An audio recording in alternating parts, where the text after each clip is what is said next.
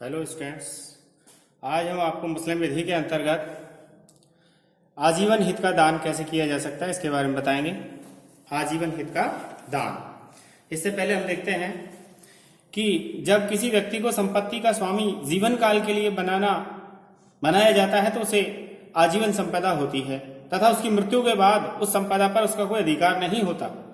तो आजीवन संपदा मुस्लिम विधि में मान्य नहीं है, लेकिन आजीवन हित में संपत्ति का कब्जा दान ग्रहीता को दे दिया जाता है ताकि वह जीवन भर उसका उपभोग तथा लाभ प्राप्त कर सके। इस प्रकार वह संपत्ति का स्वामी नहीं बनता और ना ही उसे संपत्ति को हस्तांतरित करने का अधिकार होता है।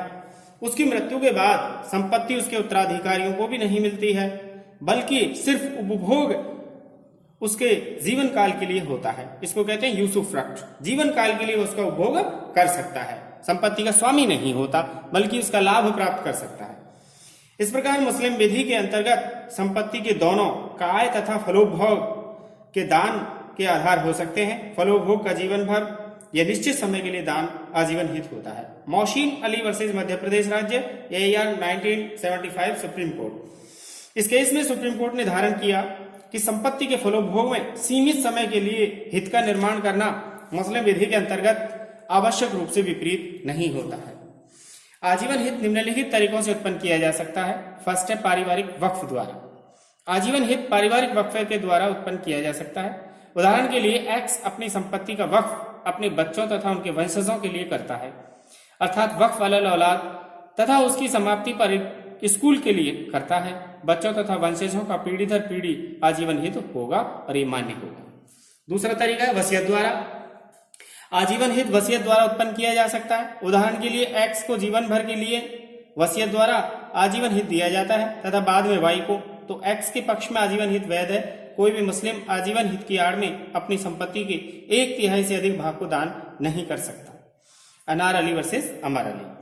न्यायालय के अनुदान के विलेख की उचित व्याख्या करनी चाहिए। अगर दाता का आशय काय का दान करना है न कि फलोपभोग का, तो मुस्लिम विधि के सुस्थापित नियम के अनुसार दान वैध होगा तथा शर्त शून्य होगी।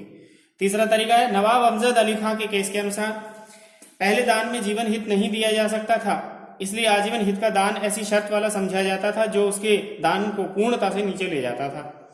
इसलिए शर्त शून्य और दान वैध माना जाता था, अर्थात आजीवन हित पूर्ण हित में परिवर्तित हो जाता था। परंतु नवाब अमजद अली खां बनाम मोहम्मदी बेगम 1867 के केस में प्रिवी काउंसिल ने निश्चित किया कि आजीवन हित का दान वैध है तथा ऐसा हित पूर्ण हित में नहीं बदला जा सकता। चौथा है अशरफ खां के केस के अनुसार अमजद खां वर्सेस अशरफ खां के केस में हनफी विचार पद्धति के एक सुन्नी मुसलमान द्वारा गुलाम मुर्तजा खां ने अपनी संपत्ति के 1/3 भाग पर पूर्णतः काबिज रहेगी तथा उस संपदा के अंतरण के उसे पूर्ण अधिकार होगा, तथा शेष 2/3 भाग पर वह आजीवन हित काबिज रहेगी, लेकिन उसे अन्य संक्रमण की कोई शक्ति नहीं होगी तथा उसकी मृत्यु के बाद भी उसकी दान की गई कुल संपत्ति 2/3 तथा 1/3 संपत्ति का अवशेष दाता के संपार्श्विकों को मिलेगी। दाता तथा पत्नी की मृत्यु के बाद पति के भतीजे अशरफ खां तथा अन्य संपत्ति पर काबिज हो गई। पत्नी के भाई ने समस्त संपत्ति के उत्तराधिकारी होने का दावा किया। उसका तर्क था कि संपत्ति का दान शर्त के साथ था, अतः दान वैध और शर्त शून्य होगी।